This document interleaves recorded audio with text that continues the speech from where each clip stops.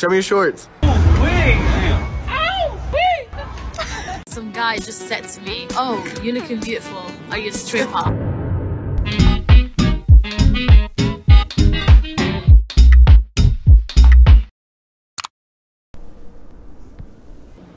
Not only myself, but a lot of close friends and family have been greatly disturbed by the recent Tang Shan news. If you don't live in China or have close ties to China, you might not be aware. But basically what happened was that at a barbecue restaurant, a guy walked in, looked around, then walked up and touched a woman's back.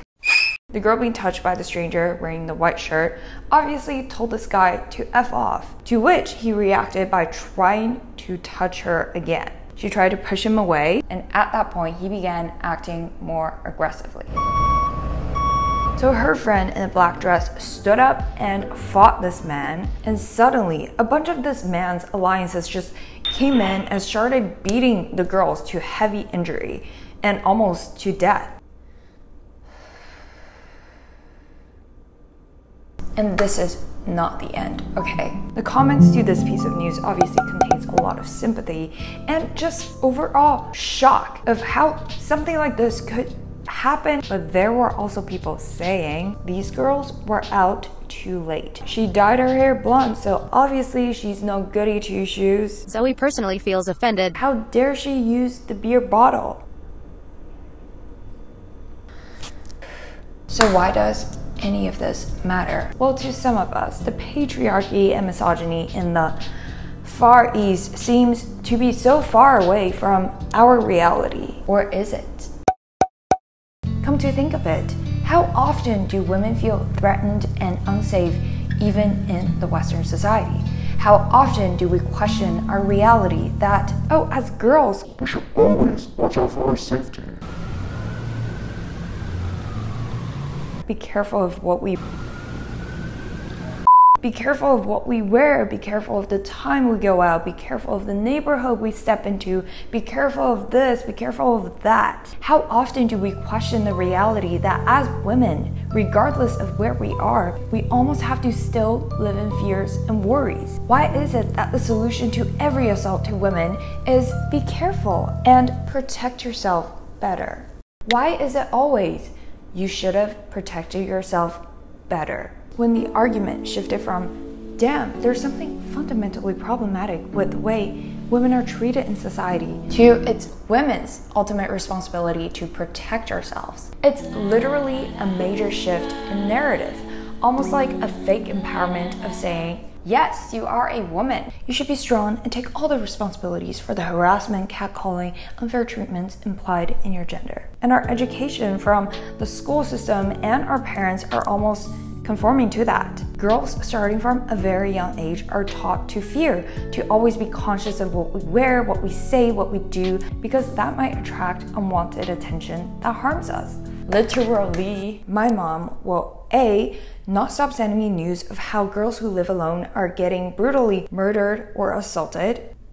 B, tell me to wear less makeup, stop wearing this and that, and preferably just cover myself from head to toe. That's her way of showing love and caring for me, because she also had to live through the fears related to the dangers of just being a woman. Like, I don't think any girl has lived through their lives without being harassed. So I was like, are you serious? And he's like, what's the harm? Wow. So they think it's funny. They'll be like, oh, I'm giving you a compliment. Like, no, you're not. Catcalls aren't even that scary to me anymore. I've been followed many times since I was 12 or 13.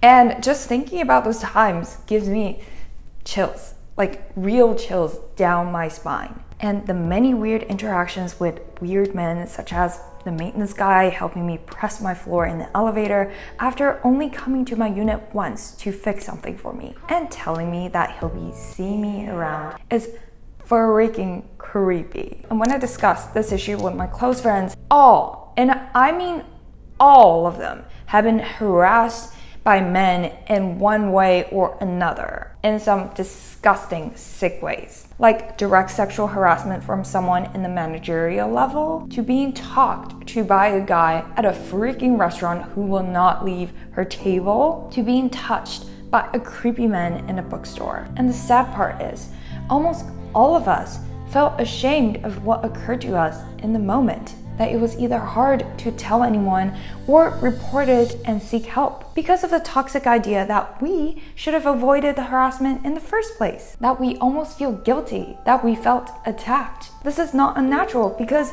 the most frequent responses we get after telling our stories is, "Oh my gosh, be careful in the future," aka keep on fearing.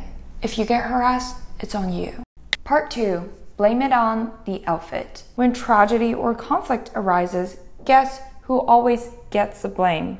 That's right, anyone but the male offender. Let's poke around the history of clothes being the scapegoat of assaults. In 1999, Italy's Supreme Court of Appeals ruled that it was impossible for a woman wearing jeans to be raped, as rapists couldn't forcibly remove trousers. A woman was pulled into the woods and raped off a highway in Manitoba, Canada in 2006. Her rapist was given no jail time because her and a friend's, quote, tube top with no bra, high heel, and plenty of makeup made their intentions publicly known that they wanted to party. According to Judge Robert Dwyer, he concluded that, quote, this is a case of misunderstood signals and inconsiderate behavior.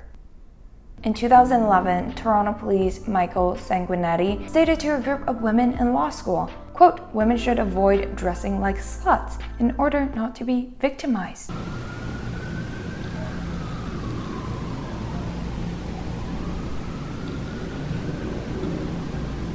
Because obviously, as we all know, a low-cut shirt could possibly substitute an enthusiastic verbal yes. And guess what? A lot of times women being assaulted weren't even wearing the clothes slightly close to the traditional definition of slutty. Come think, I was followed by a creep around UCLA when I was wearing sweatpants, long sleeves, a corduroy jacket with zero makeup. The world is so great at finding scapegoats for disgusting men. But come think the topic of dress codes. Slut shaming is a psychological weapon against women. The norm is that only men have permission to exercise sexual agency, and when a girl or woman does the same, she is judged, ridiculed, and regarded as being in violation with feminine norms. Show me your shorts.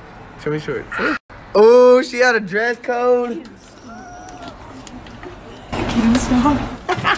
To me, fashion is such a wonderful and powerful means of creative expression, and it sucks balls that dress codes exist to protect women, when it's basically just normalizing the aggressions to women and using the outfits as scapegoats for these aggression. Throwback to the high school days when skirts, shorts, shirts, everything has to be at a certain length, which graduated to the unspoken business casual looks that everyone adheres to unless if you want to be unemployed.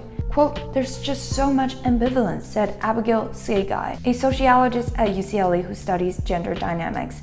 Quote, on one hand, you're giving the message to pretty young girls that women need to be sexualized to have value in this world, and then on the other hand, we are punishing them for participating in this. You're gonna walk home with more than maybe just a trophy tonight. I think lots of men. You can't win. And with that, I want to close off today's discussion. Sorry, I really don't have a solution to this, but I'm not here to tell you to protect yourself better or be more careful in the future. I just hope that if and when any of you experience any harassment, know that you are not alone. Know that you shouldn't feel shame or guilt for not properly protecting yourself. Don't forget to like and subscribe and follow me on Instagram to join my growth journey. I'll see your lovely faces next week. Bye.